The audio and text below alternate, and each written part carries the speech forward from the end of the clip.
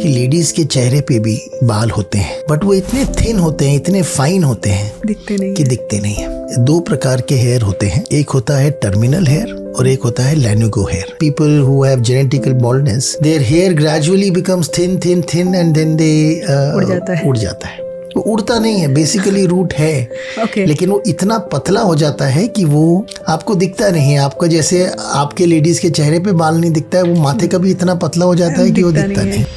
Shampoo में problem ये होता है कि कई बार हम ज्यादा शैम्पू लगा लेते हैं और शैम्पू के रेसिड्यू रह जाते हैं। अगर किसी का इंडोर काम है सारा, ऑफिस जॉब्स एंड ऑल, उनको भी SPF लगाने की जरूरत है। UV raise can penetrate through window panes.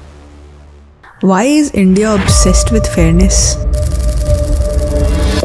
जो आदमी गोरा है वो ज्यादा सुपीरियर है, ये एक थॉट प्रोसेस 300 सालों में उन्होंने हमारे दिमाग में घुसा दिया। कृष्ण भगवान है, वो कभी भी गोरे नहीं माने जाते हैं, वो सांवले ही माने जाते हैं। ये हम लोग बचपन से सुनते आ रहे हैं कि तेल लगाने से ना बाल बहुत मजबूत हो जाते हैं, पर फॉरेन में तो कोई तेल नहीं लगाता, तो क्या उनके बाल मजबूत नहीं होते? फॉरेन में तेल is basically a conditioning agent. हमारे यहाँ 80-90% ऑफ पॉपुलेशन वो जो साबुन से शरीर नहाते हैं उसी से बाल धो लेते हैं, है ना। बट सेलिब्रिटीज को देखे तो वो तो हर दिन ही स्टाइलिंग करवाते हैं ऑलमोस्ट, बट हम कभी नहीं देखते कि उनके वीक हेयर्स है। 90% of the celebrities actually wear lot of artificial hair. They do not change the hairstyle in every shot. कि अगर शेव करके बाल उतारे तो वो बाल काड़ा आता है और थिकर आता है।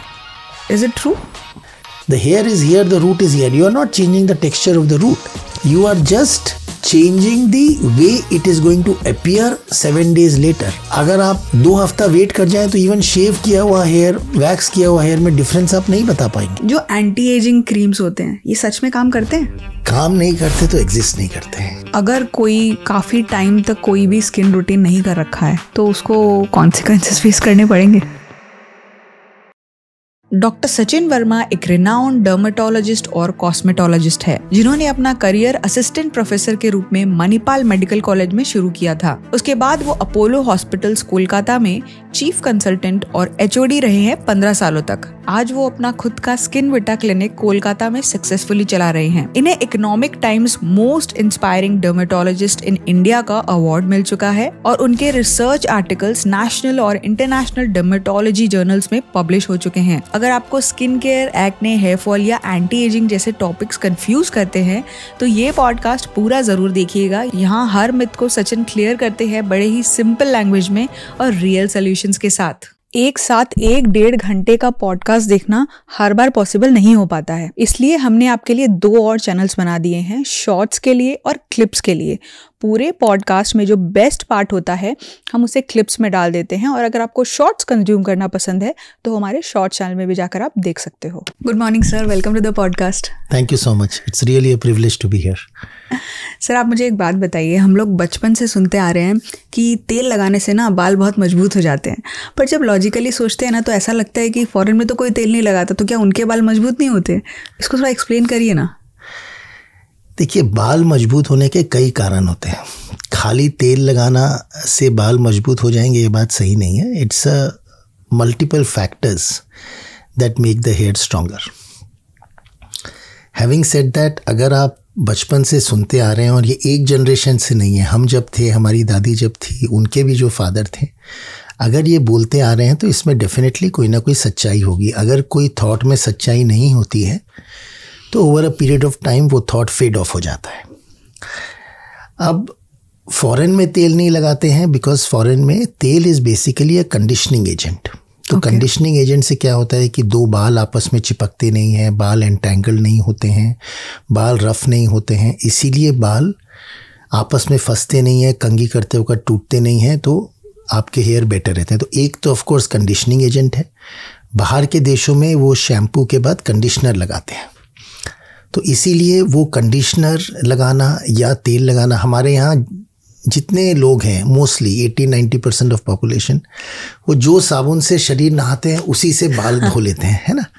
तो उसमें बाल रफ हो जाते हैं, तो फिर बाल टूटने का चांस रहता है, इसीलिए वो तेल को कंडीशनिंग एजेंट की तरह लगाते हैं। जबकि बाहर में शैम्पू और कंडीशनर अलग अलग लगाने से वो एक कंडीशनिंग होता है। सेकेंड थिंग है कि अभी रिसर्च से पाया गया है कि आप जब तेल लगाने का एक्शन होता है तो वो तेल लगाने से आप जो माथे में अपना हाथ मसाज कर रहे हैं उसके कारण आपके बाल का हेयर सर्कुलेशन, आपका ब्लड सर्कुलेशन बढ़ता है, जिसके कारण हेयर का नरिशमेंट बढ़ता है. So it definitely has advantages. Now there are so many treatments available where we do derma roller and treatments on the scalp which increases blood circulation. So this is the second action of तेल लगाना. And third is that there are certain oils which has a vasodilatory action. मतलब वो तेल लगाने से blood का circulation बढ़ता है. ओके. सर्कुलेशन बढ़ने से आपका माथे का और हेयर का नरिशमेंट बढ़ता है. So it has multiple actions. हम एक चीज़ कहना चाहेंगे कि कोई भी थॉट जो कि जनरेशन से चला आ रहा है उसको हम साइंटिफिकली ये सही नहीं है उसको डिसरिगार्ड नहीं कर सकते हैं. उसको हम ये कर सकते हैं कि we try to find out the reason as to why this has happened. We see classical examples in girls from Kerala, from southern India, where they regularly apply oil and they have very thick, luscious hair, even in Bengal for that matter. Yeah. So you have thick hair and they apply oil every day. So if there is a scientific correlation, if there is, even though we may not know the science behind it, the effort should be to find out the science behind it rather than disregarding it as a thought, which does not hold true. Isn't it? Yeah. So basically तेल लगाने से जो friction है, जो roughness है, वो नहीं रहता. वो is one of the reasons. And second reason could be massaging से ब्लड फ्लो बेटर होता है.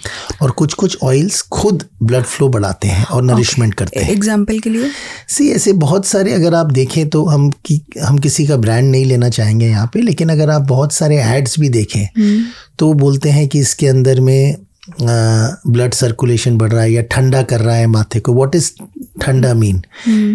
स्कैल्प को ठंडा करता है, means it is altering the nerve supply, altering the blood supply. So this leads to stimulation of certain nerve cells when you apply oils. And when you do that it helps in even amla, shikakai जो हम लोग देखते हैं जो regular materials हैं, इनके कारण कई जगह नर्व स्टिमुलेशन होता है, कई जगह ब्लड सर्कुलेशन बढ़ता है. अगर नर्व स्टिमुलेट होगा तो नर्व क्या करेगा? इमीडिएटली ब्लड सर्कुलेशन को बढ़ाएगा. कहीं पे भी अगर आपको चोट लग जाती है, आप देखेंगे वो जगह लाल हो जाता है. Isn't it? क्यों होता है? क्योंकि चोट लगने से नर्व स्टिमुलेशन होगा, नर्व स्टिमुलेशन से ब्लड सर्कुलेशन बढ़ेगा. So there are agents in so many factors which may result in increased blood circulation and which leads to increased hair growth. Okay. We also see कि जैसे जैसे उम्र बढ़ती है hair पतले होते जाते हैं. Hair thinning is a very common problem. What is the reason behind it? So हमारे दो प्रकार के हेयर होते हैं.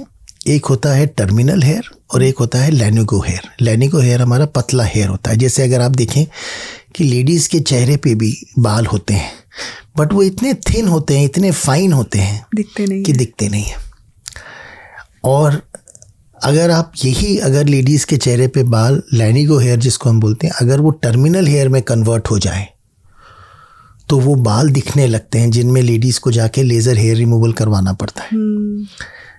तो the hair on our body and our scalp goes a transition between lanugo hair to terminal hair. अगर आप नया बॉर्न बच्चे भी देखें, कई बार आप देखेंगे उनके हेयर माथे पे बहुत पतले होते हैं. कुछ लोग के तो बच्चों के थिक होते हैं, लेकिन कुछ बच्चों के बहुत पतले होते हैं. इवन बॉडी में अगर आप किसी बच्चे का, किसी मेल बच्चे का देखें, बॉडी के हेयर एकदम पतले होते हैं, बट जैसे ही वो एडल्ट में कन्वर्ट होते हैं अंडर हार्मोनल इन्फ्लुएंस, उनके बॉडी के हेयर थिक हो जाते हैं. Why? Because lanugo hair gets converted to a terminal hair. On the scalp, because of aging, because of damage, oxidative damage, because of hormonal changes, androgenetic alopecia, it is a reverse process. A terminal hair starts going into a lanigo hair. So to produce a terminal hair, the hair root has to work a lot. But over a period of time, the hair root sheet cells, the root cells become weak. So they cannot produce a strong hair that they used to do at young age. So terminal hair starts converting into a lanigo hair, where it started as a childhood, like in a body you saw that there was thin hair, it converted to a thick hair. Similarly, the reverse process may happen on scalp, and typically in males, because of the hormonal influence. If there is a genetic hair loss like androgenetic alopecia, we call it, in those cases you see that there is you would see that people who have genetical baldness, their hair gradually becomes thin and then they उड़ जाता है. वो उड़ता नहीं है, basically root है, लेकिन वो इतना पतला हो जाता है कि वो आपको दिखता नहीं है. आपका जैसे आपके लेडीज के चेहरे पे बाल नहीं दिखता है, वो माथे का भी इतना पतला हो जाता है कि वो दिखता नहीं है, पर दिखता नहीं. तो that is how the process of influence of hair happens on the body. कोई तरीका है इसको स्लो करने का? देखिए, तरीके हम लोग फॉर्चुनेटली सिर्फ बालों को दवाइयों की तरह से देखते हैं. That's not the correct way. Here is a perfect blend of how healthy you are, because it is one of the fastest and the most fastest growing organ of the human body. So I don't know if you know this, but if you see कि अगर पहले ज़माने में आप देखते हैं कि खासकर बंगालीज़ में भी आपने देखा होगा कि अगर कहीं जाते थे तो सबसे पहले आवाज़ सुनते थे, बाल देखते थे लड़कियों के शादी के पहले. आजकल तो ये इसको फेमिनिज्म माना जाएगा कि ऐसे क्यों किया जा रहा है, बट अगर आप इसका साइंटिफिक बेसिस देखें तो if you have thick luscious hair, it indicates of a good internal health, isn't it? Which indicates that hair depends on your nutrition, on your lifestyle, on what you are eating, and besides what your genes are there and how you take care of them, whether you are keeping it clean, not clean. These all factors are responsible for hair growth, isn't it? जी. So similarly, अगर आप देखें तो उसी तरीके से अगर आपके बाल झड़ रहे हैं तो पहले आपको अपना लाइफस्टाइल, खाना, एनीमिया, खासकर फीमेल्स में they lose lot of blood in menstruation and otherwise, तो उसमें आपका एनीमिया हो सकता है. It may be a sign of internal disease. Lot of time hair loss may be a sign of hypothyroidism. Hair loss may be a sign of some internal disease, some liver abnormalities. तो आपको hair को खाली एक minoxidil लगाने से या कोई एक दवाई खाने से ठीक हो जाएगा, ये सही नहीं है. अगर आपके बाल झड़ रहे हैं तो you have to do a holistic assessment of it. कुछ ब्लड इन्वेस्टिगेशंस लगते हैं, डॉक्टर के पास जाके इवैल्यूएशन करना पड़ता है. कई बार ऐसी दवाइयाँ आप खा रहे होते हैं जिसके कारण बाल झड़ते हैं. आजकल के काफ़ी generation, young generation intermittent fasting करता है. बहुत सारे मतलब फास्टिंग इस लेवल पे करता है वजन कम करने के लिए कि the first thing that gets affected is your hair. So there are so many factors which has to complement. The other thing that happens is if you see the young generation males, you would see that they are making bodies, going to gym 3 hours, 4 hours a day, 2 hours a day, and they are taking this high protein. Yeah. Whey protein, this, that. Lot of these proteins contains hormones, steroids, testosterones, which may lead to good muscle building, but may lead to hair loss because testosterone is indirectly proportional to scalp hair. तो जितना आपका testosterone level आप जितना supplement देंगे तो एक DH2 blocker होता है या DH2 रिसेप्टर होता है वहाँ पे, डाइहाइड्रोटेस्टोस्टेरोन रिसेप्टर. जब आपका टेस्टोस्टेरोन लेवल हाई है या रिसेप्टर ज़्यादा आपका एक्टिव है तो वहाँ जाके जब बाइंड करेगा आपका स्कैल्प का हेयर कम होगा.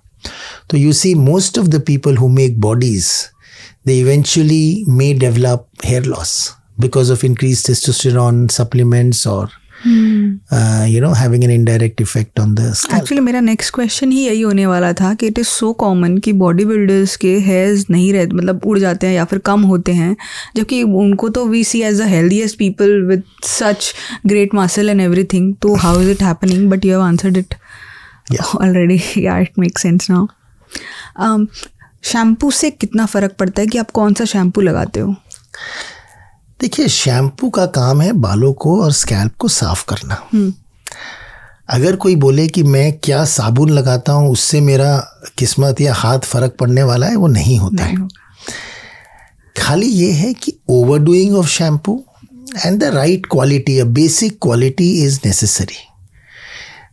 एक डिसेंट शैम्पू हो जो बाल को साफ करे, ज़्यादा रफ ना करे बालों को. ज़्यादा shampoo is basically either alkaline or acidic, mostly alkaline.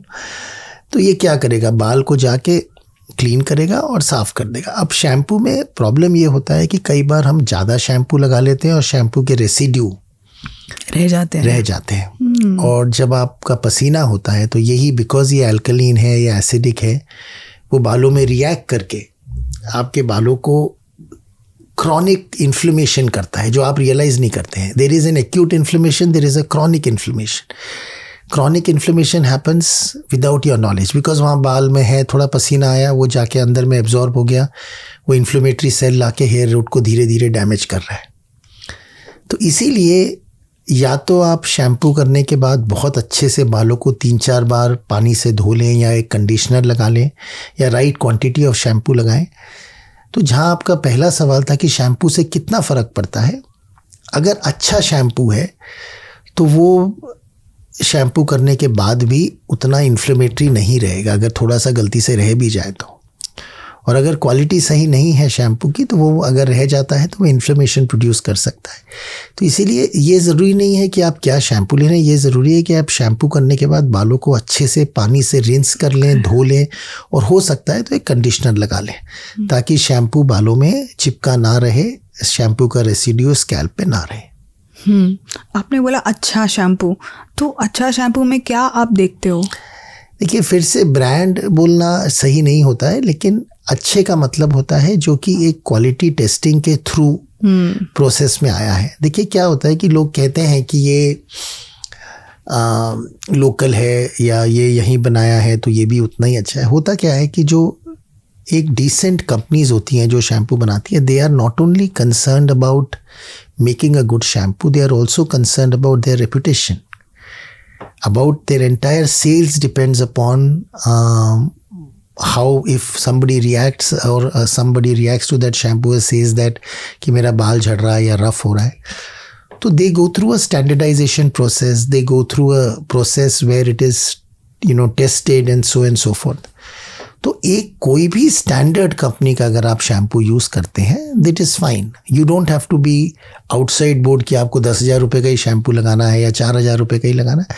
A standard company which has gone through the processes, which has a decent reputation in the market, that will do. Okay, conditioning जब भी करते हैं हम लोग, तो देखो doctor से तो हमने नहीं कंसल्ट करा, बट सुनते आ रहे हैं ये वाला चीज़ कि 1 मिनट तक लगा के रखना चाहिए एटलीस्ट कंडीशनर को। इसका कोई रीज़न है या फिर ये करना भी है या नहीं? सी, कंडीशनिंग का काम क्या होता है? कंडीशनिंग का काम 2 होता है। एक तो होता है कि वो एक्स्ट्रा शैम्पू पार्टिकल्स को बाइंड करके वॉश आउट करने में हेल्प करता है। दूसरा है कि कंडीशनिंग में कुछ प्रोटीन मॉलिक्यूल्स और कुछ मॉलिक्यूल्स होते हैं जो हेयर के, हमारा जो हेयर होता है उसके आउटसाइड एक लेयर होता है जिसको हम लोग क्यूटिकल बोलते हैं। वो हेयर क्यूटिकल हमारे बाल को पॉल्यूशन से, डस्ट से, सनलाइट से बचाता है। नहीं तो हम डस्ट में जाएं, डस्ट अगर बाल के अंदर घुस जाए तो रिएक्शन होके बाल को डैमेज कर सकता है। तो जब हम शैम्पू करते हैं, कई कई जगह में ये क्यूटिकल डैमेज हो जाता है अगर शैम्पू सही नहीं है या इवन अदरवाइज। तो अगर आप अच्छा कंडीशनर लगा रहे हैं, उसमें ये क्यूटिकल रिपेयरिंग एजेंट्स होते हैं। तो अगर आप अच्छा कंडीशनर लगा रहे हैं और आप ये क्यूटिकल को, अगर आप कंडीशनर को बाल पे 1 मिनट, कम से कम उसको काम करने के लिए कुछ समय देना पड़ेगा। अगर आपने लगाया और 10 सेकंड में धो दिया तो you are not doing justice. साबुन शायद फिर भी वॉश हो जाए, but you are not doing justice to the expenditure you are doing on the conditioner. So you're spending a money, right? And 1 minute is not a big time that you can't wait. Of course. So therefore, it is ideally 1 से 2 minute अगर आप conditioner रखें तो it works better rather than washing away immediately. Also बोलते हैं कि scalp में touch नहीं होना चाहिए. That is also true? That's not true. That's not true. That's not true because scalp में तो टच होना चाहिए because वहीं साबुन आपका जमा हुआ है. ये गलत. एक्चुअली स्कैल्प में टच नहीं होना चाहिए ये नहीं बोलते हैं. बोलते हैं कि ज़्यादा बालों पे लगाएं बिकॉज आपको कंडीशन बालों को करना है. लोग क्या करते हैं, कंडीशनर भी वैसे ही लगाते हैं जैसे शैम्पू लगाते हैं, खाली रूट में लगाते हैं, बालों पे नहीं लगाते हैं. तो इसीलिए कहते हैं कि आप बाल में भी लगाएं. अगर आपके लंबे, देखिए मेरे और आप में केस में शायद फ़र्क ना पड़े, but when we are talking of a female who has long hair, then the hair is this long. So the concept goes from the fact that don't apply only on scalp, also apply on the hair length, entire hair length. The reason being that helps in conditioning of the hair, and that is your purpose. Right. To make the hair shaft stronger, to make the hair cuticle stronger, and that is what is going to do. Isn't it? Absolutely, sir. Sir, अभी हम लोग का heat damage भी बहुत ज़्यादा होता है. We are always doing some kind of straightening, curling या फिर कोई ट्रीटमेंट ले रहे हैं. उससे कैसे बचे? मतलब अब उसको तो चेंज नहीं कर सकते, कभी कभी करना ही पड़ता है. देखिए, हेयर जो है ना, ये बहुत इंटरेस्टिंग सवाल है. एंड आई अप्रिशिएट दिस सवाल. एक्चुअली ये बहुत इंटरेस्टिंग क्वेश्चन आपने रेज किया है. क्या होता है कि हमारा हेयर कोई रस्सी नहीं है कि एक सिंगल मॉलिक्यूल है ऊपर से नीचे तक.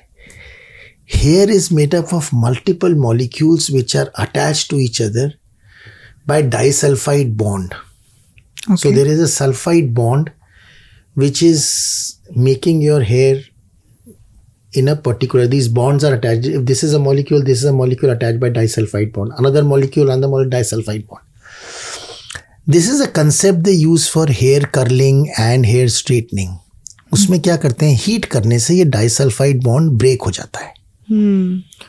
और उसके बाद आप जो शेप में कर दें, जैसे आप देखें कई लेडीज पूरे बाल एकदम स्ट्रेट कर देती है, एकदम स्ट्रेट, ठीक है ना.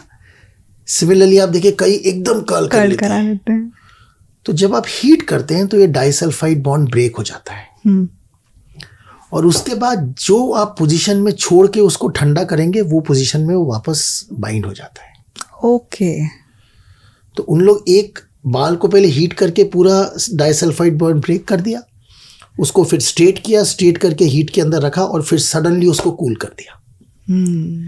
तो कूल करने से क्या होगा, जो पोजीशन पे है वहां पे डाइसल्फाइड बॉन्ड जोड़ लेगा. जोड़ने से आप देखें कुछ लेडीज के एकदम straight, that's called straightening. Somebody has curling, जिनके स्ट्रेट वाले they want to do curl, तो कर्ल कर्ल कर्ल कर्ल करके बाल को वैसे ही वो छोड़ देते हैं. तो उससे क्या होता है कि the disulphide bond breaks, it is put in a certain position and then it is uniting again. So the hair reaches a particular shape. But होता यह है कि this is a shape of the hair that has already formed, isn't it? The hair that is already formed, they do that. But जो hair अंदर से नया आएगा वो तो अपने ओरिजिनल शेप में आएगा. अगर आपकी टेंडेंसी है स्ट्रेट हेयर आने की तो स्ट्रेट आएगा, कर्ली है. जो ऊपर के बाल उगे हुए हैं वो आपने चेंज कर दिए, है ना. जी सर. लेकिन होता यह है कि अगर आप बार बार डाइसल्फाइड बॉन्ड को ब्रेक करेंगे, आज एक हेयर स्टाइल किया, कल एक हेयर स्टाइल किया, परसों एक है, दीज बॉन्ड्स बिकम वीकर. तो फिर आपके बाल टूटने लगते हैं. कभी एक और आपने 3 महीने में एक बार हेयर स्टाइलिंग कर दिया, इट्स फाइन. बट अगर आप रोज कभी स्ट्रेटनिंग, कभी कर्लिंग, कभी हीट, कभी chemical, these disulphide bonds can be either broken by heat और by chemicals. So there are certain chemicals also they use to make the hair curly or straighten or even coloring for that matter. आजकल streaks होते हैं बालों में, जी, colouring streaks करते हैं. उसमें disulphide bond break करके उसका कलर एक्सट्रैक्ट करके फिर दूसरा कलर दे के उसमें घुसाते हैं. So amount of damage that you are doing to the hair or hair shaft is quite a lot. Fortunately you are not affecting the hair root, so it may not lead to hair falling from the root, but it will lead to your hair becoming weak. तो आप जोर से कंघी करेंगे तो बाल टूट जाता है. So these all factors, I personally believe as a doctor, is doing thing in moderation is okay. I mean, I do not say कि आप कभी straight ना करें या कभी curl ना करें. It's good if you like it. It's your ornament. You can put it wherever you want and however you want. Your hair is your ornament on the scalp. But abusing it by repeatedly doing it is not correct. It will lead to weakening of the hair. But celebrities को देखे तो वो तो हर दिन ही styling करवाते हैं almost, but हम कभी नहीं देखते कि उनके वीक हेयर्स हैं. ये आप दूसरे एंगल से देख रहे हैं. 90% of the celebrities actually wear lot of artificial hair. What you see in their movies, or they are not there, they do not change the hairstyle in every shot. Lot of times they are equally concerned about your hair, unfortunately or fortunately, than what we think. the impression that you may get from outside, because we handle so many celebrities as well, is very different from what they actually do. They are more particular about their hair and skin than we are. You may think कि यार वो 10 बार कर रहा है, वो नहीं करता है. वो अपने उतना ही वो उनके पास इतने प्रकार के wigs होते हैं. They just keep changing their hairstyle based on that. If one shot requires one straight hair, one curly hair, do you think they are going to change the hairstyle every minute and damage the hair root? Answer is no. Oh. Some people do it, but it's not always true. So what you are seeing may not be the real truth. So there are factors, but if they do, they take enough and more precautions in terms of the repair agents. There are a lot of repair agents which is beyond us. हम normal इंसान नहीं करता है. कभी अगर उनको बार बार कोई shoot के लिए ब्रेक भी करना पड़ रहा है, तो similarly there are agents available, conditioners available which help repair the damaged hair. So they also use those serums and those solutions which help repair those damaged hair. So this is other factors how they take care of it. Okay. Why do men have earlier hair fall than women? There is a gene responsible for it. So that is what we call androgenetic alopecia, and it is directly related to your testosterone levels. Okay. As I told you last time also, that male have more testosterone, and testosterone is indirectly proportionate.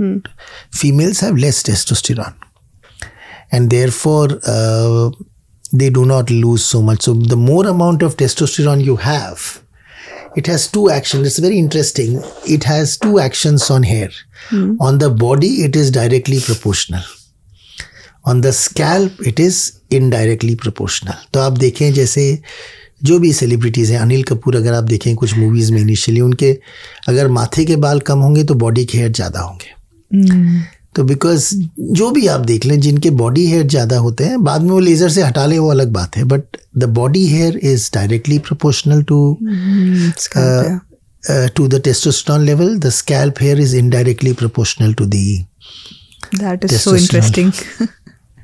Okay, अभी ना hair transplant भी बहुत common हो गया है, सब करा रहे हैं. तो क्या ट्रांसप्लांट के बाद फिर से बाल उड़ जाते हैं? सी, हमारे पास दो प्रकार के बाल होते हैं. एक होता है हार्मोन डिपेंडेंट और एक होता है हार्मोन नॉन डिपेंडेंट. भगवान ने, ये बहुत इंटरेस्टिंग है, हमारे अगर आप देखें कोई कितने भी 80 साल के बूढ़े हो जाएं, उनके ये जो बाल होते हैं ये रह जाते हैं. हाँ, पूरा गंजा हो गया लेकिन ये बाल रह गए, पीछे के रह जाते हैं. हाँ. क्योंकि those are the only hair on the scalp which is non hormone dependent. वो कोई फ़र्क ही नहीं पड़ता, हार्मोन हो ना हो, those hair are non hormone dependent. Hair transplant में हम लोग वो बाल के रूट्स निकाल के यहाँ पे डालते हैं. तो वो बाल जब ये root, hair is always determined by its root, right. तो जब वो बाल यहाँ पे डालेंगे तो वो बाल कभी नहीं गिरते हैं. मतलब वो परमानेंट हेयर है, वो हार्मोन डिपेंडेंट नहीं है. तो वो बाल नहीं गिरते हैं. लेकिन जो आपके स्कैल्प के हेयर हैं, जो एग्जिस्टिंग हेयर है, अगर समझ लीजिए आपके स्कैल्प के ऊपर में 50,000 बाल है, आपने 10,000 और डाल दिए, 60,000 हो गया, थिक हो गया, तो वो 10,000 तो नहीं गिरेंगे लेकिन बाकी 50,000 तो गिरने का चांस रहेगा. तो इसीलिए हेयर ट्रांसप्लांट के साथ the medication is equally important. So you require medication to protect the hair that you exist, and the transplanted hair will not fall, but that doesn't help. अगर आप खाली transplanted hair पे आप नहीं रह सकते हैं, क्योंकि आप उतने ज़्यादा transplant नहीं कर पाएंगे जो आप जो ओरिजिनल थे. तो इसलिए you have to maintain the hair that you have, and the transplanted hair doesn't fall. तो अगर किसी का बहुत ज़्यादा यहाँ से गया हुआ है तो उतना अच्छे से ट्रांसप्लांट नहीं हो सकता उनका? हो सकता है, डिपेंडिंग ऑन कितने हेयर ट्रांसप्लांट कर रहे हैं और कैसे टेक्निक से कर रहे हैं. कई बार 10,000 मतलब 4,000 5,000 हेयर तो एक बार में ट्रांसप्लांट होते ही हैं.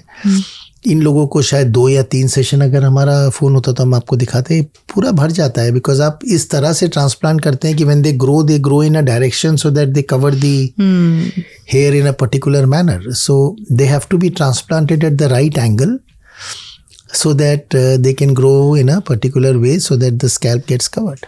Right. So we have talked a lot about hairs. अभी स्किन पे आते हैं. अगर किसी के पास हर महीने 500 रुपये है स्पेंड करने के लिए, what is one thing they should definitely buy it for the skin? देखिए, ये थोड़ा डिफ़िकल्ट सवाल है. हर इंसान का स्किन रिक्वायरमेंट अलग होता है. It lot depends on your profession, on the kind of exposure that you have, the kind of genetic makeup you have. For example, अगर मेरी बेटी है और उसके चेहरे पे एक्ने है तो उसके लिए ये 500 रुपये एक्ने का इलाज सबसे ज़रूरी हो जाता है.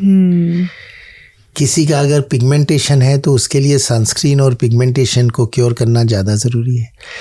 तो ये बोल पाना कि इतने ये जनरलाइज करना ठीक नहीं है. लेकिन अगर आप हेल्दी इंसान हैं तो आपके लिए 3 चीज़ें ज़रूरी है. एक क्लींजर, एक अच्छा माइल्ड क्लींजर, ताकि आपके पोर साफ रहें, जो एनवायरनमेंटल पोल्यूशन है वो आपको ना लगे. एक अच्छा sunscreen, because we are surrounded by UV rays जो हमारे स्किन को डैमेज कर रहे हैं. और एक अच्छा मॉइस्चराइज़र. जो हम फेस को वॉश करते हैं, हमारा जो नेचुरल ऑयल है फेस का, जो नेचुरल मॉइस्चराइजिंग फैक्टर्स है वो वॉश आउट हो जाते हैं, तो उनको रिप्लेस करने के लिए. तो एक अच्छा सनस्क्रीन, एक अच्छा क्लींजर, एक अच्छा moisturiser, these are 3 essentials for your skin care which should be done by all. Besides that, if you have any specific concern, somebody has pigmentation, somebody has dark circles, somebody has acne, somebody has loose skin, that can be added to this regimen. The basic regimen should remain same. Cleansing followed by moisturizer followed by sunscreen in the morning. Cleansing followed by moisturizing at night. If you do itself this, and lot of hydration, lot of drinking water, because 70 to 80% of our body is made of water. So if you drink enough water, that itself is good enough for hydration from within. Right. So these all factors I think play a role. अगर किसी का like indoor काम है सारा, like office jobs and all, उनको भी SPF लगाने की ज़रूरत है? बेटा इसमें 2 चीज़ है. एक तो ये है कि UV rays can penetrate through window panes. तो it is a complete misconception. अगर हम घर के अंदर भी हैं तो जो लाइट आ रही है उसमें UV rays can penetrate. So this is one. Second है कि even the light that we are surrounded by these bulbs and all that, they also emit certain kinds of infrared radiations which damage. So अगर आप आजकल sunscreen देखें वो दिखता है UVA, UVB and infrared protection, blue light protection. So gradually we are realizing that the amount of exposure of lights we are having, the amount of exposure because of laptops, because of phones, constantly on phone, constantly on laptops, the life that it has become, definitely it's doing some kind of damage to your face. It may not be quantified like a sunlight, but definitely it's doing some effect. And therefore, if you use a wide spectrum sunscreen which can protect against UVA, UVB, blue light, infrared spectrum, then you can protect yourself even when indoors it is required. Because indoor में ऐसा तो नहीं है कि आप अंधेरा करके बैठे हैं, आपकी तो लाइट है, बाहर से लाइट आ रही है, that has UV rays in it. So sunscreen should be used by everybody, irrespective of indoor or outdoor work. जो anti-aging creams होते हैं, ये सच में काम करते हैं? देखिए, काम नहीं करते तो एग्जिस्ट नहीं करते हैं. We are living in an era where जो चीज़ काम नहीं करेगी वो सर्वाइव नहीं करेगी. We have reached that level. I think the whole world is reaching a level of very extreme competitiveness. So काम तो ज़रूर करती हैं, लेकिन इसमें स्टैंडर्डाइजेशन की ज़रूरत है. प्रॉब्लम यह है कि कोई भी क्रीम अगर अपने आप को एंटी एजिंग क्रीम करके बेच देगी तो वो काम नहीं करेगी. There has to be a scientific ingredients. So when we buy an anti-aging cream, we should know, either we should consult a doctor or we should know what ingredient it should contain. You know, there are ingredients like retinols, there are ingredients like hyaluronic acid, there are ingredients like, Q10, there are ingredients like copper, there are ingredients like vitamin C, hyaluronic acid. So these are molecules which help repair. See, होता क्या है कि हमारे body में 2 प्रकार का damage होता है. एक होता है जो कि हमको दिखता है. जैसे अगर हमको चोट लग गई तो हमको दिख रहा है कि अरे हमारे स्किन में एक चोट लगी है, डैमेज हो गया है. उसको हम रिपेयर करने के लिए एंटीबायोटिक क्रीम लगाते हैं, डॉक्टर के पास जाते हैं, एंटीबायोटिक खाते हैं कि अभी हमें चोट लग गई, इसको ठीक कर दीजिए. But lot of damage to skin and our internal organs are happening on a daily basis because of the pollution, because of the sunlight, because of the food that we are drinking and eating, the coffee, the tea, the alcohol, the smoking, and 500 other things, the fried food, the preservatives, the fertilizers used in the food, all these are entering our body. Right. And they are causing damage to our skin layers. And this damage, जब हम young होते हैं तो हमारा जो repair mechanisms होते हैं तो बहुत स्ट्रांग होते हैं. तो अगर आपको यंग एज में देखें तो आपको रिंकल नहीं आ रहा है. क्यों नहीं आ रहा है? बिकॉज पॉल्यूशन तो तब भी है, लेकिन बॉडी इसको रिपेयर करते जा रहा है. लेकिन एक वक्त आता है जब बॉडी के रिपेयर मैकेनिज्म टायर्ड हो जाते हैं. तो तब जब यूवी रेज डैमेज कर रहा है तो स्किन उतने अच्छे से रिपेयर नहीं कर पाता है, और इसीलिए हमारे चेहरे पे पिगमेंटेशन, रिंकल्स आना शुरू हो जाते हैं. एंटी एजिंग क्रीम्स में ये रिपेयर के जो इंग्रेडिएंट्स हैं वो होते हैं. तो वो एक्स्ट्रा स्किन को रिपेयर करने में हेल्प करते हैं. एंड इसीलिए अगर आप सही एंटी एजिंग क्रीम्स लगाएं, सही क्रीम्स लगाएं, तो definitely it helps. How much it helps depend on the ingredient and what your requirement is. So I think consulting a dermatologist about the right choice of anti-aging cream is very essential, rather than choosing your own in terms of the anti-aging creams. Okay, अभी आपने hyper pigmentation की बात की. ये हम लोग सबसे ज़्यादा कॉमन देखते हैं 40s के बाद में, कि यहाँ पे थोड़े से काले काले होने लग जाते हैं, स्पेशली इधर में. तो आई थिंक इस लेज़र से ठीक करा जा सकता है इसको.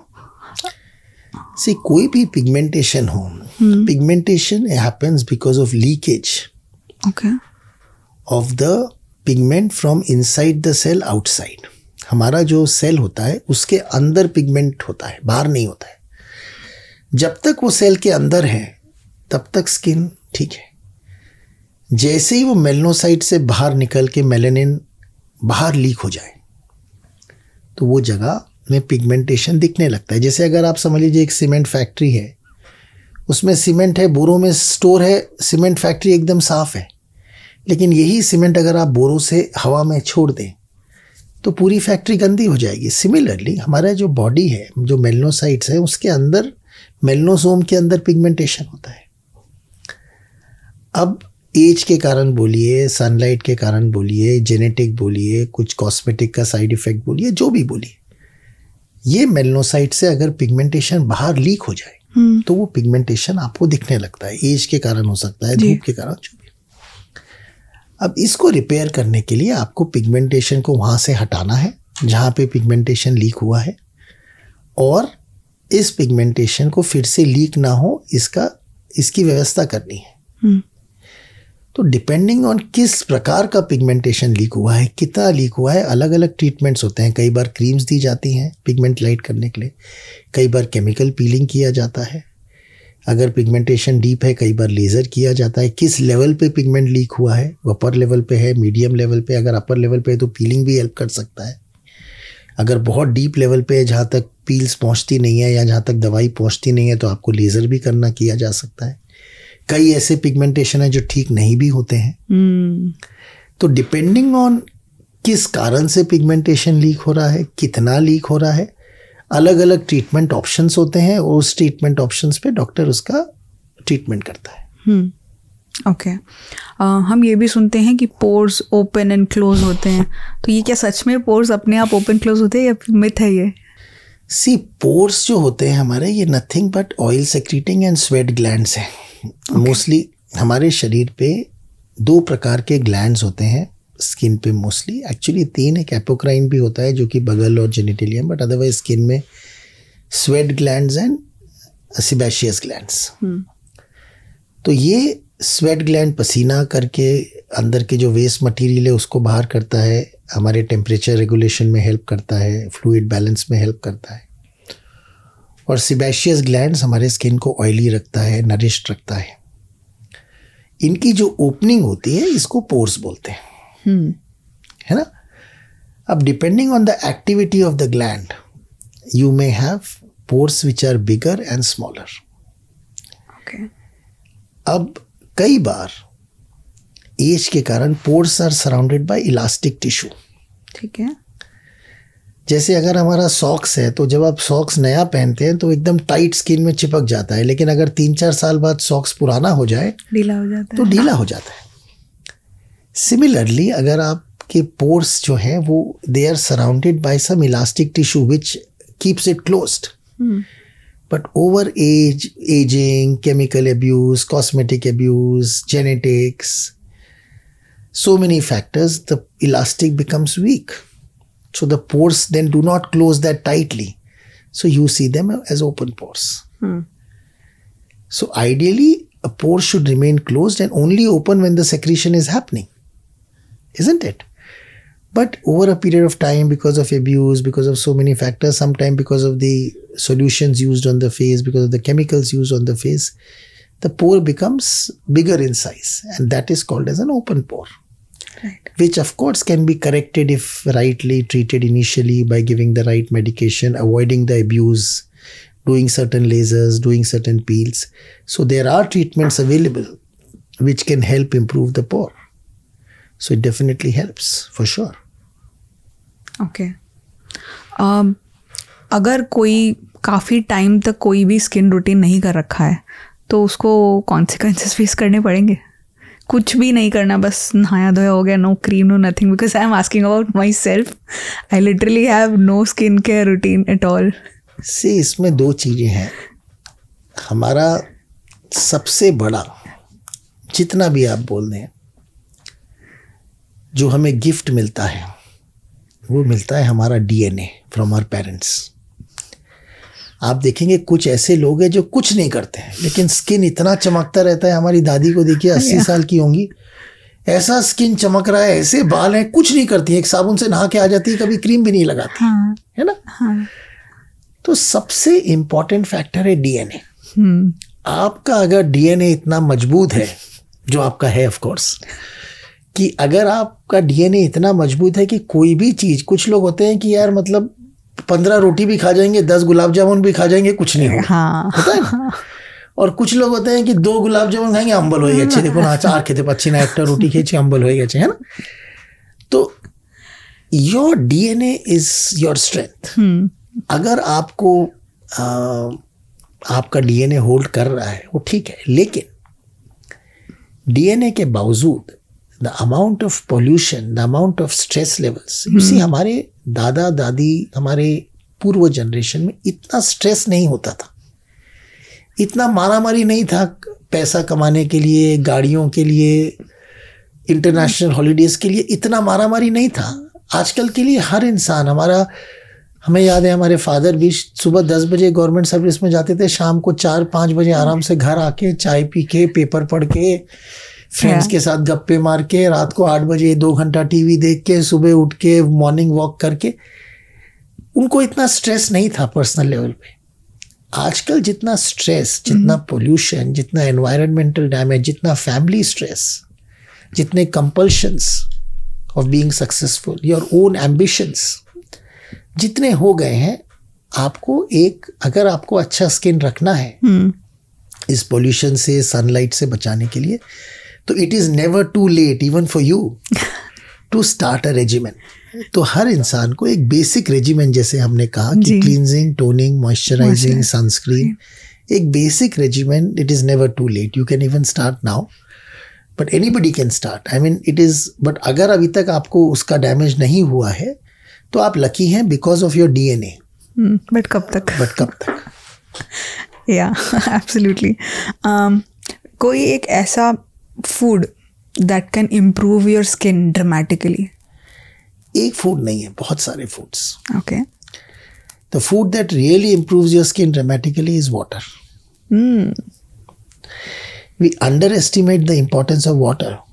अगर आप दिन में रोज 2-2.5 लीटर पानी पिए, शरीर को हाइड्रेट रखें, that is best. But beside that I think vitamin C containing foods, संतरा, मुसम्बी, ऑरेंज, आंवला, they are very, very good for skin. Tomatoes. So there is not one food, but I think there are multiple foods. A balanced diet is the key. It is not that कि आप ये खा लेंगे तो skin अच्छा हो जाएगा. एक बैलेंस खाने का, हमारे स्किन में आप देखें कि अगर कुछ कुछ कंट्रीज हैं, जैसे अगर आप साउथ कोरियन देखें या कुछ कुछ कॉम्पोनेंट देखें, उनका स्किन बहुत ग्लो करता है, क्योंकि उनका जो फूड का जो कर्व है या फूड का जो लेवल है वो हमसे एकदम रिवर्स है. A food should consist of 60 to 70% protein, 30% carb and 10% fat. And essential nutrients like minerals and all that. हमारे यहाँ पे 60 to 70% is carbs. Yeah. So अगर आपको स्किन अच्छा रखना है तो 60 to 70%, this is completely reverse of lot of countries which has very good skin. They have more proteins and less carbs. मतलब उन लोग के यहाँ रोटी चावल तो होता नहीं है ज़्यादा, तो आप चाहे बॉइल्ड वेजिटेबल हो जाए, चाहे चिकन हो जाए, चाहे फिश हो जाए, they take, चाहे पनीर हो जाए, चाहे टोफू हो जाए, they take a lot of protein in their diet and only 20% maybe एक साथ में टोस्ट ले लिया, maybe एक इतना सा राइस ले लिया, बॉइल्ड राइस ले लिया. If you see abroad they have very little component of carbs. But very high quantity of salads and fruits and proteins. Yeah. And that actually helps. So a balanced diet is the key. I am not saying carbs are bad. But if you want a good shiny skin or a healthy diet, then I think at least the protein should be at least equal to the carbs, if not more than the carbs. Right. Why is India obsessed with fairness? सी दो reason है. एक तो ये है कि अगर आप traditionally देखें तो fairness was considered to be a part of good health. अगर कोई इंसान फेयर है या अच्छा है, मतलब तो बोलता था यार देखो कितना सुंदर बच्चा है, कितना चमक रहा है, कितना गोरा है. दूसरा है कि जब ईस्ट इंडिया कंपनी इंडिया में आई 1600 तो फेयरनेस, जो आदमी गोरा है वो ज़्यादा सुपीरियर है, ये एक थॉट प्रोसेस 300 सालों में उन्होंने हमारे दिमाग में घुसा दिया कि भाई जो गोरा है वो ज़्यादा, ये सही नहीं है.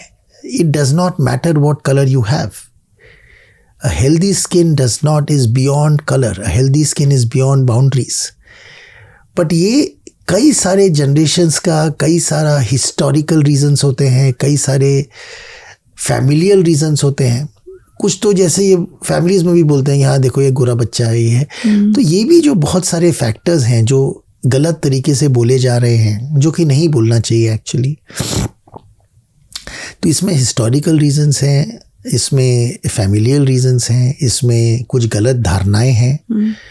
तो but a healthy skin is beyond colour. Healthy skin does not need colour to be its boundaries, and good skin is a good skin no matter what the tone of the skin is. I think finally we are changing our thought. Eventually we are evolving from that thought कि नहीं, fairness is everything. नहीं, but ये आप आज बोल रहे हैं, लेकिन अगर आप हमारे हिस्टोरिकल भी देखें अगर सीरियसली, तो कान्हा हमेशा, जो कृष्ण भगवान है, वो कभी भी गोरे नहीं माने जाते हैं, वो सांवले ही माने जाते हैं. तो ऐसा नहीं है कि हमने कभी सांवले को अप्रिशिएट नहीं किया है. अगर आप देखें तो कृष्ण भगवान को हमेशा सांवला बनाया जाता है. तो ये क्यों बनाया जाता है? क्योंकि we is a very strong, hereditary wise, we are very strong in our culture. We realized importance even then, that it is not that only fair is beautiful. And अगर आप देखें तो कृष्ण भगवान क्या खाते थे? मक्खन खाते थे, which is again a very high मक्खन, पनीर, दूध, दही, they are again very high protein content. सबसे ज़्यादा प्रोटीन कंटेंट पनीर में, वेजिटेरियन है तो पनीर में, दही में, इसमें बहुत हाई प्रोटीन कंटेंट होता है. तो आप traditionally, I think we are hereditary wise, even generations wise, we are a very strong, culturally strong nation, and therefore color should not be a criteria for anybody to judge an individual. Historically some wrongs have happened, and I think that is where it comes from, but I think gradually we are getting it corrected. Yeah. And I think awareness जब होगा ना कि ये thought हमारे अंदर क्यों आने लगा, तो फिर से और माइंडसेट चेंज होगा. हो रहा है, अभी भी हो रहा है. अभी भी आप अपने मतलब अगर हम गलती से या हमारी दादी गलती से अगर हमारे बच्चे को बोल दे, हमारे बेटे तो 20-22 साल के हो गए, कि देखिए वो थोड़ा सा काला है, बच्चे भड़क जाते हैं कि how can you use this term, how can you comment on colour, which is very interesting and which is so nice, कि how can you comment on somebody which is not in their hands.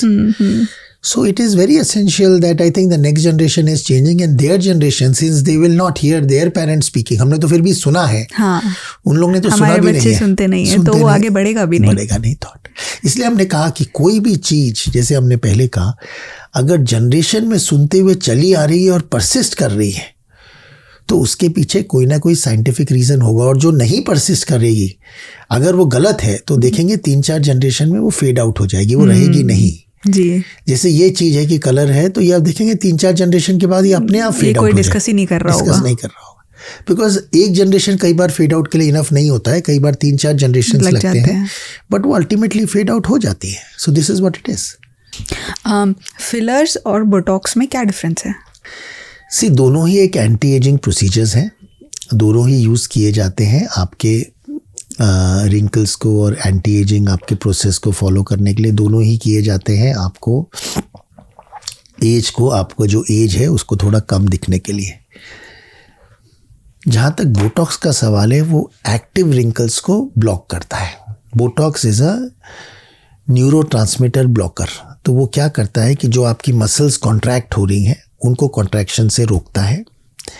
इसीलिए जब आप express करते हैं तो wrinkles नहीं form होते हैं, जैसे फोरहेड पे किया जाए, आई लाइन्स पे, यहाँ पे. जबकि फिलर जो है वो एक प्रकार का कोलेजन है जो एम्प्टी स्पेस को भरता है. एज के साथ हमारे 2 चीज़ें होती हैं. एक तो हम जो रिपीटेड मसल कॉन्ट्रैक्शन करते हैं उसके लिए वहाँ पे लाइंस आ जाती हैं, तो over contraction of muscles is what give rise to wrinkles which is blocked by Botox. But दूसरा जो होता है वो हमारे अंदर में कुछ स्किन के अंदर में कुछ सपोर्ट स्ट्रक्चर्स होते हैं. कोलेजन होता है, हाइलुरोनिक एसिड होता है, फैट होता है, जो कि उम्र के साथ वो हाइलुरोनिक एसिड या कोलेजन कम हो जाता है, तो स्किन में गड्ढा, स्किन डिप्रेशन हो जाता है, सैगिंग हो जाता है. यहाँ पे आपका जो centre part of the face है वो दब जाता है, अंडर आई भी दब जाता है, because the support has gone down. So filler is basically a collagen which is a support structure. तो जहाँ आपका चेहरे का शेप वो चेंज करना है, जहाँ आपका चेहरे में डिप्रेशन हो गया है उसको ठीक करना है, तो वहाँ पे फिलर किया जाता है. और जहाँ रिंकल्स को कम करना है वहाँ पे बोटॉक्स किया जाता है. Okay. Are there any ways कि विदाउट इंजेक्शंस या फिर इन्वेजिव वे को अलावा भी यूथफुल स्किन मेंटेन किया जा सकता है? सी, जैसे हमने पहले भी कहा कि यूथफुल स्किन को मेंटेन करने का सबसे अच्छा तरीका है अच्छा खाना खाना, बैलेंस्ड डाइट रखना, अच्छा पानी पीना, एक्सरसाइज करना, अल्कोहल स्मोकिंग को अवॉइड करना, एक्सेस कॉफ़ी टी, उसको अवॉइड करना, स्किन का ध्यान रखना, स्किन केयर रखना, राइट टाइम पे एंटी एजिंग ट्रीटमेंट करना. उसके बावजूद अगर कुछ लोग जैसे एज बढ़ने के बावजूद अगर कोई आपके सिम्टम्स दिखते हैं एजिंग के, तो उनको 2 प्रकार से ठीक किया जा सकता है. एक तो बोटॉक्स फिलर्स से, और एक कुछ मशीन्स भी आती हैं. Okay. These are called energy based devices. वो आपके स्किन का जो डैमेज है उसको रिपेयर कर सकती हैं. तो besides injections, you can also consult a dermatologist who has certain treatments available, certain machines available which can help your skin. अगर किसी दिन मेकअप उतारे बिना सो गए तो स्किन में क्या होता है उससे? देखिए, ऐसा है कि मेकअप में केमिकल्स होते हैं, और जैसे हमने कहा कि lot of these chemicals are not good for skin on a regular basis. If you are doing 1 दिन या 2 दिन अगर आप नई मेकअप उतारे भूल गए तो कुछ नहीं होता है. आप प्रैक्टिकल देखिए, ये तो हम क्या बोले, आप खुद जानते हैं कितने बार होता है कि आप रात को आए, पार्टी से थक गए, सुबह उठे, मुंह धो लिया, सेम है, कुछ नहीं होता है. आप ठीक है, तो आंसर है कुछ नहीं होता है. लेकिन अगर आप ये रोज करेंगे तो you will start a process of chronic inflammation in the skin. The result may not be evident tomorrow और day after, it may be evident 2 years down the line. Okay. It may present as pigmentation, it may present as wrinkling, it may present as dryness of skin, it may present as rough skin, poor texture. So एक दिन कुछ नहीं होता है, 2 दिन कुछ नहीं होता है, बट रेगुलर नहीं करना चाहिए. रेगुलर आपको देखना चाहिए. कई बार एलर्जीज हो सकती हैं अगर कॉस्मेटिक सही नहीं है, अगर आप ज़्यादा समय तक रखेंगे स्किन पे तो. But that's a short-term problem which can get corrected. But long-term, of course, it will cause chronic inflammation and lead to more wrinkling and more age-related damage. क्या सच में ज़्यादा देर तक मोबाइल के सामने या स्क्रीन के सामने रहने से एजिंग होता है? मैंने जैसे आपसे पहले भी कहा कि इसमें इंफ्रारेड लाइट्स होती हैं, इसमें कुछ रेज होती हैं जो आप कॉन्स्टेंटली अगर अपने फेस पे एक्सपोजर कर रहे हैं तो वो सम अमाउंट ऑफ डैमेज करती हैं. एक दिन में नहीं करती हैं, बट इवेंचुअली इट विल. तो आपको वो प्रिकॉशन लेना ज़रूरी है कि आप बहुत ज़्यादा. आजकल तो मैं शॉक्ड हो जाता हूँ कि हमको जो करना चाहिए, पहले ज़माने में बोलते थे कि अच्छी हेल्थ के लिए हफ्ते में 1 दिन फास्ट करना ज़रूरी है. हाँ. है ना. मैं सजेस्ट करूँगा कि आजकल के अच्छे हेल्थ के लिए 1 दिन में हमको इलेक्ट्रॉनिक फास्ट करना चाहिए. कि आज हम मोबाइल, टीवी, कुछ भी चीज नहीं देखेंगे. आज हम मोबाइल को नहीं छुएंगे. The amount of communication that will increase in the family, the kind of happiness that you can give to your family and your surrounding is unbelievable. एक दिन आप रख दें, आपको आधे घंटे में समझ में नहीं आएगा क्या करें. आप बोलेंगे चलो माँ से बात कर लेते हैं, चलो बाबूजी से बात कर लेते हैं, चलो कुछ घूम आते हैं, चलो दोस्त से मिल आते हैं. तो इलेक्ट्रॉनिक फास्ट करना बहुत ज़रूरी है. बिकॉज इवेंचुअली कहीं ना कहीं हम ये भी आपको समझना है कि हमारा स्क्रीन टाइम अगर आप देखेंगे फ़ोन पे तो इट इज़ वेरी हाई. तो स्किन को रिपेयर करने के लिए एक समय देने की ज़रूरत है. अगर आप 1 दिन या 2 दिन अगर हफ्ते में मोबाइल नहीं यूज़ करेंगे या लैपटॉप्स नहीं यूज़ करेंगे, you are giving time for the skin to repair the damage that has happened over the week. Right. By continuously using it, you are not allowing that repair mechanisms to work. So it is necessary that we do that fast once, and it is good for the families as well, for communication, for interactions, for meeting, for bonding. घंटे room में बच्चे अपने room में बंद होके mobile पे रहते हैं, पेरेंट्स से बात नहीं करते हैं. क्यों? बिकॉज कहीं ना कहीं मोबाइल में इंस्टाग्राम देख रहे हैं, कुछ देख रहे हैं, कुछ गेम खेल रहे हैं, कुछ कर रहे हैं. So bondings are becoming weaker, isn't it? Yeah. बोलते हैं कि अगर शेव करके बाल उतारे तो वो बाल काड़ा आता है और थिकर आता है. Is it true? देखिए ऐसा है कि अगर आप शेव करते हैं तो आपने एक लेंथ पे बाल को काट दिया. तो एक तो वो कट रफ कट होता है. मतलब आप जब किसी को काटते हैं तो आपने रफ, एक जैसे अगर आपने घास को अगर आपने एक लेवल से चाप दिया तो सब एक लेवल पे कटी है. और वो जब कटती है तो शार्प कटती है ना. वैक्स करते हैं तो आप खींच के निकाल देते हैं. लेकिन अगर आप काट रहे हैं तो एक शार्प कट है. दूसरा है कि अगर आप काटते हैं तो वो एक साथ सब बाल उगते हैं विद अ शार्प कट. तो आपको फील करने से रफ लगता है जी. जब आप वैक्सिंग से निकाल देते हैं तो हर बाल अपने हिसाब से ग्रो करता है. आज कोई ग्रो करेगा, कोई कल करेगा, कोई परसों करेगा. वो उसके रूट के एक्टिविटी पे डिपेंड करता है. तो एक साथ ग्रो नहीं करता है. दूसरा, क्योंकि वो कटा नहीं है, वो पहले हेयर फाइन होता है, फिर टर्मिनल हेयर में कन्वर्ट होता है, तो वो सॉफ्ट लगता है. तो ऐसा नहीं है कि काटने से बाल रफ हुआ है. It is the scientific reason कि आपने जो काटा तो वो जब ग्रो किया तो एक साथ ग्रो किया और ऊपर में कटा रफ था, इसलिए आपको रफ फील होता है.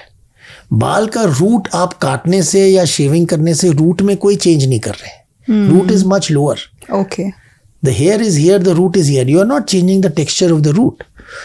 You are just changing the way it is going to appear 7 days later. अगर आप 2 हफ्ता वेट कर जाएं तो इवन शेव किया हुआ हेयर और वैक्स किया हुआ हेयर में डिफरेंस आप नहीं बता पाएंगे. बिकॉज जब वो ग्रो होके जब एक लेवल पे आ जाता है तो दोनों हेयर एक जैसे ही दिखते हैं जी. तो it's only the initial response that you are seeing.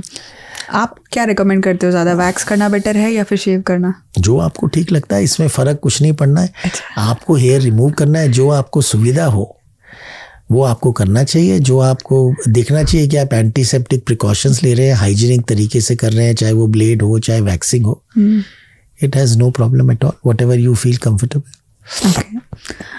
Ice facials जो होते हैं क्या सच में पफीनेस कम कर देते हैं? से कोई भी फेशियल के पीछे एक साइंटिफिक प्रोसेस है। अब अगर कोई फेशियल करा रहे हैं, अगर मसाज कर रहे हैं, वहाँ का जो फ्लूइड है वो कहीं ना कहीं डिस्प्लेस होगा, तो थोड़े देर के लिए तो पफीनेस कम हो जाएगा। लेकिन क्या परमानेंटली फेड करते हैं? नहीं। कैसे कर सकते हैं आप? तो साइंटिफिक बेसिस जो है पफीनेस का वो तो आपने रिमूव नहीं किया है। तो temporarily yes, it will help. Lot of these facials they help temporarily because the purpose of that facial, जैसे हाइड्रेशन है, ड्राइनेस है, रफनेस है। अगर आप कोल्ड क्रीम को मसाज कर रहे हैं तो ड्राइनेस और रफनेस तो डेफिनेटली हट जाएगा। क्या ये लॉन्ग टर्म के लिए हटेगा? Answer is no. टेम्परेली हटेगा? Answer is yes. तो definitely it helps but not on a long term basis. Okay. Blackheads हटाने के सबसे बेस्ट तरीका क्या है? See, blackheads are nothing but these are blocked pores. Okay. तो आप अच्छे से क्लींजिंग, टोनिंग, कई बार स्क्रबिंग कर सकते हैं। वंस अ वीक आप वेपर ले सकते हैं, हीट वेपर करके फेस को पोर्स ओपन कर सकते हैं। और नहीं हो तो फिर डॉक्टर के पास जाके कुछ सॉल्यूशंस अवेलेबल हैं जो करके आप इसको रिपेयर कर सकते हैं। So there are various ways of doing it. Right. आजकल एक वो टेप भी आता है नाक में लगाने का। It's the same thing. वो मतलब साइंटिफिक है, बट वो पोर्स को, उसके अंदर गम होता है जो पोर्स में अंदर जो पार्टिकल है उसमें चिपका के उसको खींच लेता है। That's safe, that's not an issue. अब डिपेंड्स किस लेवल पे ब्लेकेज है, उसके अंदर क्या ग्लू लगा हुआ है, वो ग्लू शरीर में रिएक्ट करेगा नहीं करेगा, कितना है ग्लू, वो सब फैक्टर्स इंपॉर्टेंट हैं। अगर सही प्रोडक्ट यूज़ कर रहे हैं तो ठीक है, नहीं तो कई बार वो रिएक्शन भी कर जाता है। स्किन केयर में भी बहुत सारे ट्रेंड आते रहते हैं, तो कोई एक ऐसा ट्रेंड जो आपको बिल्कुल नहीं पसंद? हमको इंस्टाग्राम ट्रेंड पसंद नहीं है। आप अगर देखें, कुछ समय में किसी ने लगाया था कि भाई यूरिन लगाइए चेहरे पे, and it became a viral, the trend became viral. The problem is this Instagram trend of people who are, I am not criticizing, what I am trying to say is that not everything that you see on Instagram may be correct. So you must do your own research. Just because some video has become viral or has become important or as you are seeing it repeatedly does not make it scientifically correct. So आपको एक जो trending, जो आजकल जो so called trends बार बार change होते रहते हैं, कल ये लगाइए, वो लगाइए, ये करिए, वो करिए। Lot of them may be correct but lot of them may also be wrong. So one must follow their own scientific research before they start adopting it. देखने में प्रॉब्लम नहीं है। एंड अगेन सारा स्किन अलग होता है, सबकी requirement अलग है, सबका स्किन अलग है, एंड जो दे रहा है उसका हो सकता है उसको फायदा हुआ हो, बाकी लोग को ना हो। द अदर प्रॉब्लम इज कि जब आप इंस्टाग्राम वीडियो देखते हैं, अगर आपको फ़ायदा होता है 100 लोग को, अच्छी बात है, लेकिन जो 2 लोग को उसके ना नुकसान हुआ है वो अपना कहाँ पे ग्रीवेंस बताएगा? वो तो नहीं बता पाता है। तो ये जो प्रॉब्लम्स है, ये ज़रूरी है कि इसके पीछे एक साइंटिफिक एक रेगुलेशन हो, एक साइंटिफिक डेटा हो कि scientifically research this Instagram video has been scientifically researched. और ये सबसे ज़्यादा पता है मम्मी लोग के कैटेगरी में हो रहा है। दादी माँ आज तक मुझे वीडियोस भेजते रहती है, ये करने से ये कम होता है, वो करने से वो बेटर हो जाता है, and those are very random videos, कोई भी बना रहा है। हाँ, ये एक बात है कि करके, दूसरी ये बात है कि लेकिन एक दूसरा इसका, जैसे हमने क्रिटिसाइज़ किया, उसका एक फ़ायदा भी है। इंस्टाग्राम को खाली आप क्रिटिसाइज़ नहीं कर सकते हैं, बिकॉज काफ़ी अच्छा अवेयरनेस भी दे रहा है। जो अवेयरनेस लोग को पहले समझाने में, आप दादी को एक लेक्चर देने के लिए आपको समय लग जाएगा। आप दादी को बोलिए कि भाई यहाँ पे एक साइंटिफिक लेक्चर हो रहा है, चलिए, दादी कभी नहीं जाएंगी। लेकिन जो इंस्टाग्राम उनको नॉलेज दे रहा है, जो इसमें कई अच्छाइयाँ भी हैं, हाँ।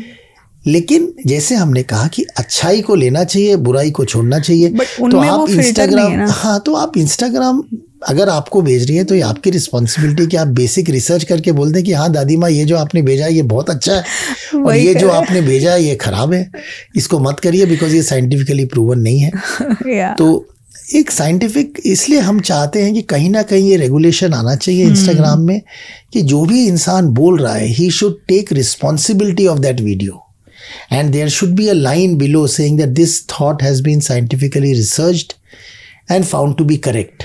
And only certified people should be allowed to speak about these things, especially health related चीज। हाँ, वो अगर हो जाए तो अच्छा है, लेकिन वो तो आने में मुश्किल होगा because how do you then determine a certification. उसमें ज़्यादा चैलेंज है। कोई बोलेगा कि मैंने 1 महीने की ट्रेनिंग की है, मैं सर्टिफाइड हूँ। कोई बोलेगा मैंने 6 महीने की है, मैं सर्टिफाइड हूँ। कोई बोलेगा मैंने 1 हफ्ते की है, इंटेंस की है, मैं, वो मुश्किल होगा। बट जो भी बोल रहा है इंसान, अगर जैसे हम लोग कुछ साइंटिफिकली कुछ पेपर प्रेजेंट करते हैं कहीं, हमको एक पीछे में एक बैकग्राउंड रिसर्च दिखाना पड़ता है। Of course. तो अगर आप हर इंसान को बता दें कि भाई इंस्टाग्राम वीडियो में एक साइंटिफिक नीचे में एक कोट चलना चाहिए कि this thought has been scientifically researched and proved, right, then there is a better way, then that person is responsible for the video, then he cannot quote anything which is not scientifically correct, because उसको then डर लगेगा कि अगर ये rule है कि जो भी मैं बोल रहा हूँ उसके लिए मैं रिस्पॉन्सिबल हूँ, तो वो बोलने के पहले 4 बार सोचेगा या अच्छा वीडियो बनाएगा और हमारा कंटेंट इम्प्रूव होगा और साइंटिफिक होगा और लोग का फायदा होगा जी, और वायरल होगा और अच्छी बात है। But there has to be some regulation at some point in time, which I think will come. Of course, I think it is a matter of time. Another 15 years, 20 years, you will see that there is some regulation coming in as to who can comment, how much they can comment, and what they can say and not say. At some point, we will have that. Right. How bad is popping pimples? Very bad. Because आपके हाथ NEET नहीं है, आप skin में damage कर रहे हैं, infection का चांस कर रहे हैं, इन्फ्लेमेशन कर रहे हैं, डैमेज कर रहे हैं, तो it's not good. Use medication, it will lead to scarring if you pop your pimples out. Right sir, it was amazing talking to you. We had learned so much today and ये पूरा एक master class था सबके लिए, and I am sure everybody watching will be बहुत कुछ उनको सीखने को मिला है। मुझे यहाँ के खुद इतनी खुशी हुई, and I am quite surprised and actually very pleased with the way you are doing this podcast and increasing awareness. I have seen your followers and I wish your show all the best. I believe it should become very, very famous and people should watch it more often. Thank you so much, and thanks to your team. I think they are doing an amazing job. Yes, sir. Absolutely. So thank you so much for this. Thank you for having me over.